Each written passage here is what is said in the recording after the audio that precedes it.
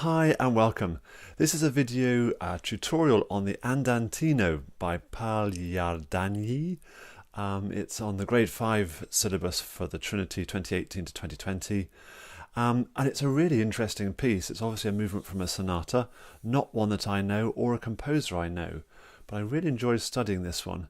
And this tutorial is at the request of Suresh. Suresh, I guess you're learning this one too, and I hope you are getting a lot of pleasure from it as well. Let's go through it. I'll talk about some pianistic things and a few harmonic things as well. It's really good always to analyse music and work out what's going on.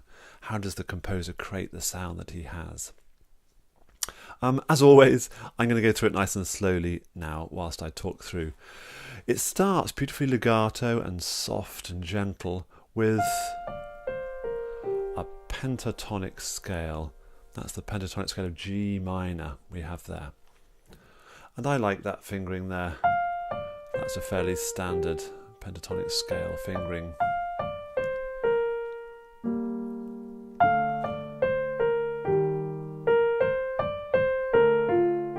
So we've got one phrase and then an answering phrase with some simple harmony, some two-note chords underneath. And take care on the value of each chord. Am I holding that one on for the full 2 beats? Off. Link those up. Let's go from the beginning one more time.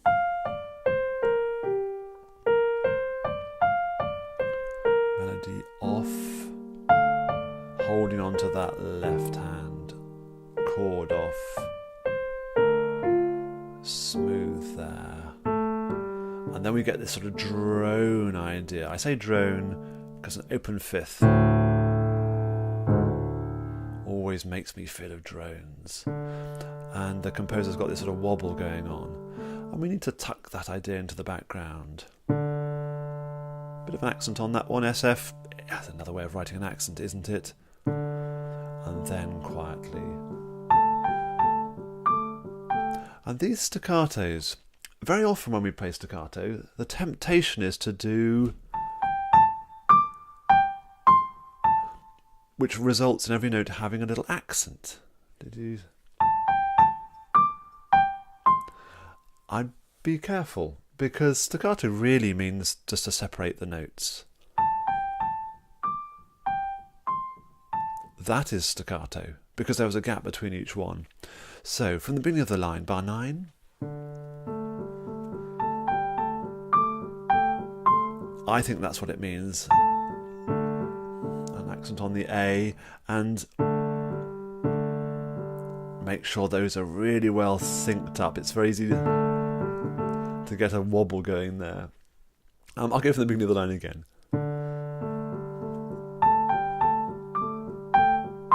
Accent.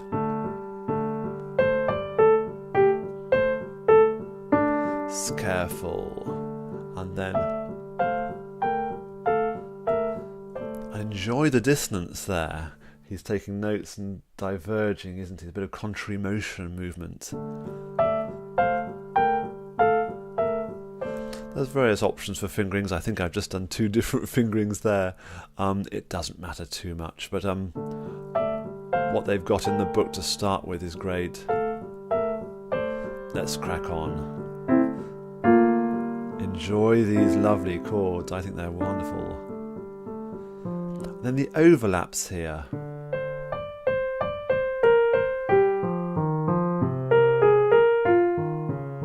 Holding on to that F and a little bit of a slow down, pochissimo rit, at the end of that line. Now this next line from bar 33, let's look at this, the slurs, because they suggest that the right hand is not slurring at the same time as the left hand. It's really tricky. What I suggest you to do is practice it like this. Exaggerate lifting my hand between each phrase. So let's start the line. Right hand comes off, left hand comes off.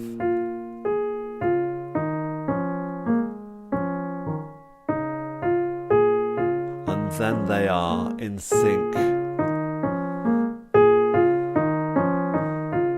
So I'm just focusing on the slurs. Let me do that one more time, again exaggerating the hand movement.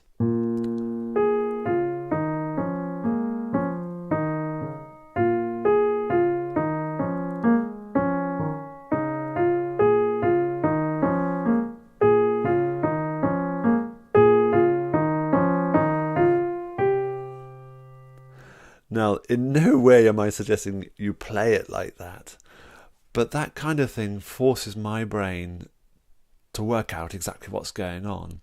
And then, of course, when you come to play it, it'll be far more subtle. And I'm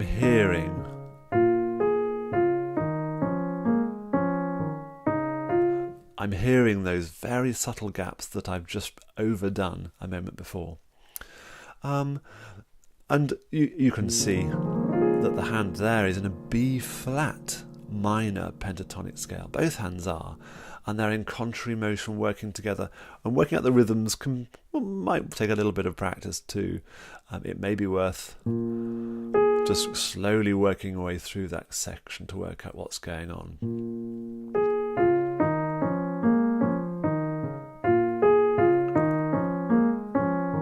Getting louder now, aren't we?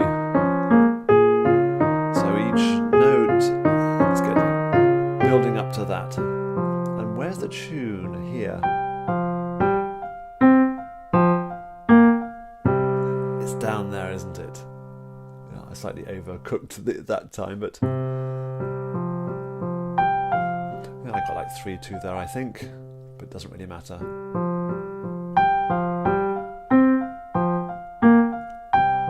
On to that G.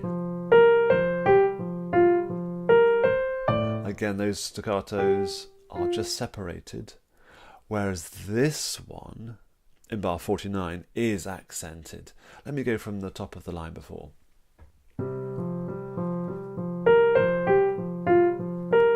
Accents, accents.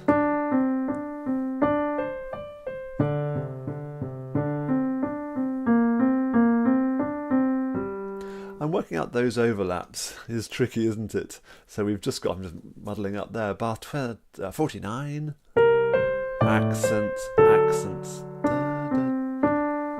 overlap, overlap. You can lose track of the beat quite easily there.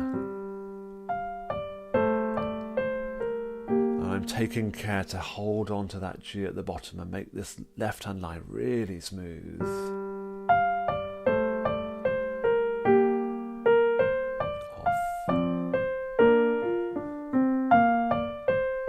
Minim in the left hand.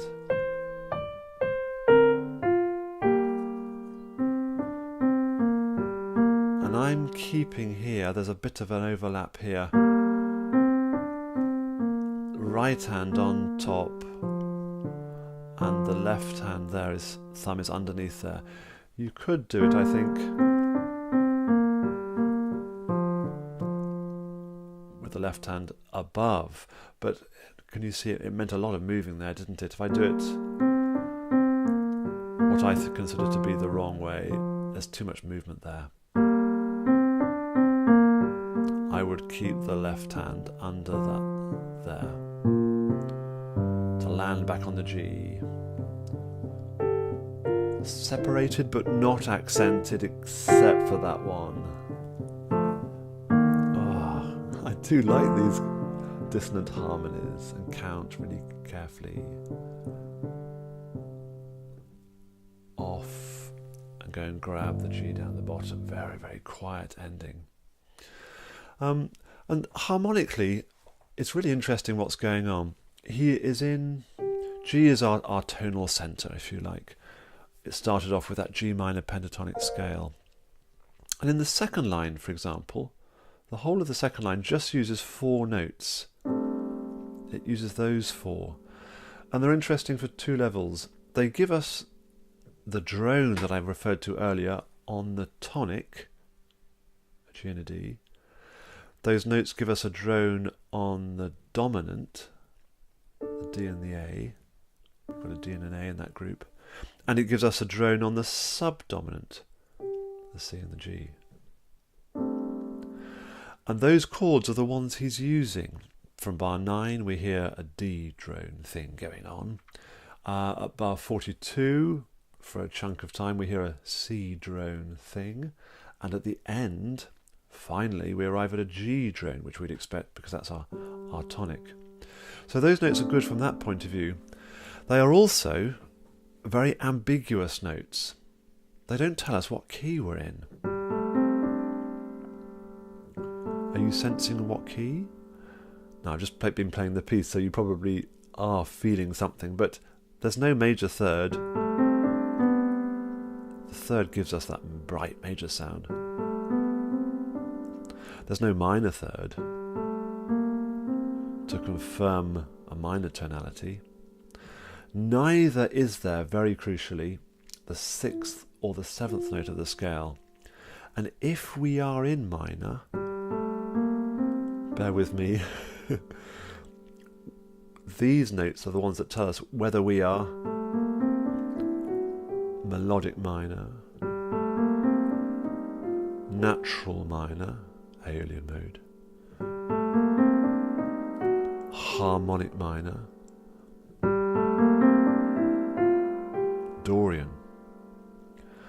And by playing without those notes or the third, we are in sort of no man's land. If I just improvise for a minute, a G drone, I'm just going to use those notes.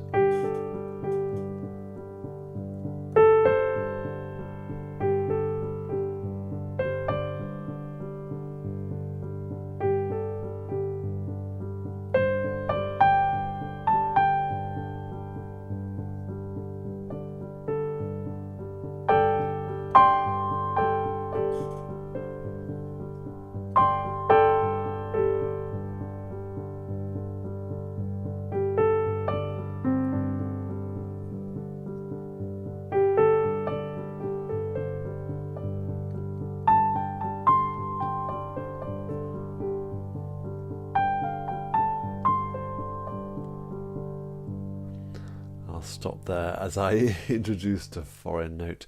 That you get the idea. It's very sort of nebulous, wandering sound, and I think Járdányi is playing with that idea. He's also using pentatonic ideas that we've looked at, and in the last 2 lines, he is definitely in G Dorian, isn't he? If I go from here.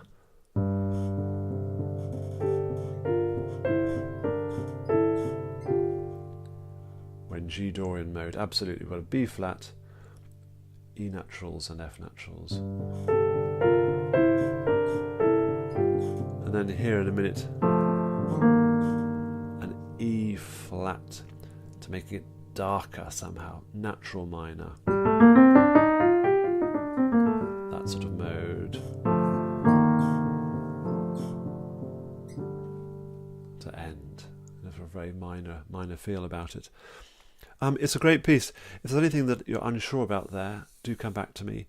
And good luck with this piece. It's wonderful.